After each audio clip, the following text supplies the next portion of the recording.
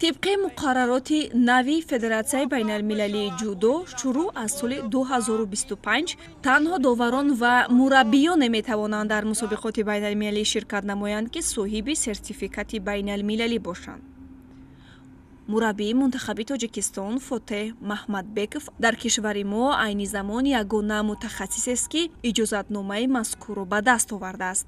اینچنین فاتح محمدبеков صاحب دانی ششمی درجه مربیگی می باشد که از سطح بلند مهارت کسبی او درک می دهد.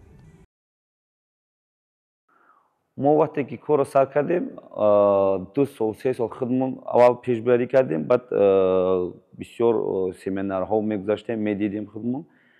آهسته ما جلب کردیم وایورا متخصصهای دیگر دولت‌هایی که در سطح بلند کار میکردن، ما قدی وایو کاربری کردیم.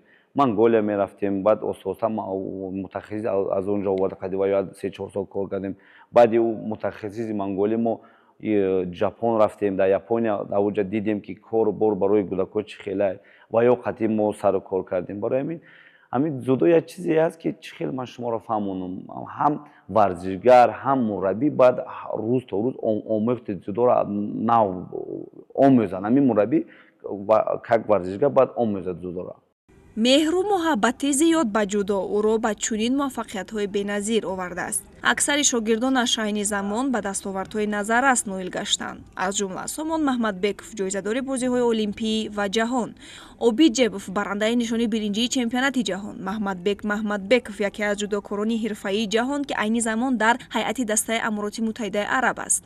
رمضان عبداللهیف، مراد چوپانوف اعضایان منتخب جودوی روسیه جایزه‌داران چندین مسابقه‌های بین المللی شاگردان فاتح محمدبekov میباشند. خیلی خصلت دارند که از تحت دل برای ما کمک میکنن، یاردم میکنن، تمرین میتونن. با همه پیروزی ما هم از تحت دل خرسند میشوند.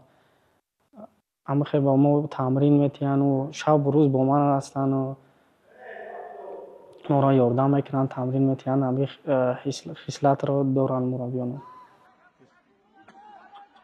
فاتح با تمام احساسات برآمد شاگردانش را تماشا میکند.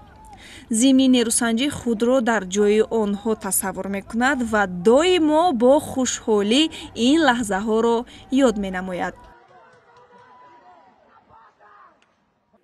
ابیر اوور درم پیش منجدو، درم پیشه که منجدو من ایجام پریدم، احساسیات شد ایجام پریدم، من نفهم автоматом ایجام خستم. بعد судья که در татами بود و خیلی گم کرد زنک نفهمید که ای پون بتید ایلی وزاری судья میتید وزاری. من ایجام خیلی دست برداشتم گفتم نه اینجا وزاری نیست. وای نشون دادم که اکران تلویزیون وای نگاه کنی ای سر التماس. بعد همه زال هیجاش خست، همه زال می پول اون آدم بسیار بد بود. همه قیقی برداشت نیپون. بعد وقتی که اکران من نشون دادم همه خواب کردم، مرد как будто ягунга дышать نمی‌کنه. همین где-то 20-25 секунд اونجا میکروفون قدی передавать کردم. من نشیدم نجام دستام که برداشتگی نگاه ایپون داد که همه جاش خیس. سری موفقیت ورزشگر را در انتظام می‌بیند. با اندیشه مربی با رعایت انتظام هر یک ورزشگر می‌تواند به قله‌های بلند برسد. دیسیپلین در تیم منتخب ما همین قبیسا جوزکیگی هم کردیم میلنگا. اینو باید همون دیسیپلین نشن. ساعت 6 اینو باید در مشق باشن، در تمرین باشن. ساعت 10 اینو باید خواب باشن. اگر اینو خیلی دیسیپلین داشته باشن کو اینو همش چمپیون میشود. جودوی تاجیک سالهای اخیر جهان را تسخیر میکند. پهلوانان ما زیر توجه جهانیان قرار گرفتند که این از فعالیت پرثمر فدراسیای جودوی مملکت و مربیان گواهی میدهد. یک فخر برای ما که ما پیشتر خودمون میبرمادیم التماس میکردیم که ما را وای کنه فریاد کنه وای امروزه نبارد همه ما را فریاد. سه تا تیم منتخب ما قدشون уже گپ زدم уже 15 کسی هر یک تیم منتخب ما از ماه ایول در مغولستان میشیم، ماه آگوست در کره میشیم، آخر آگوست در خیتای میشیم. اکنون مقصد و هدف فاتح محمدبekov همچون مربی آماده نمودن جودوکاران به بازی‌های المپی آینده است. ӯ мегӯяд барои расидан ба ҳадаф тадбирандешиҳоро аз ҳоло бояд ҷорӣ кард.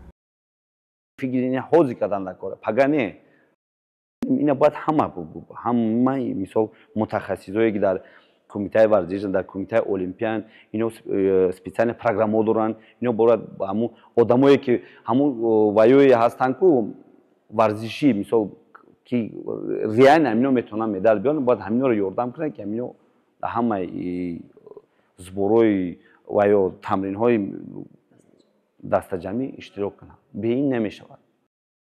фотеҳ корро дар самти тарбияи парчамбардорони тоҷик идома медиҳад.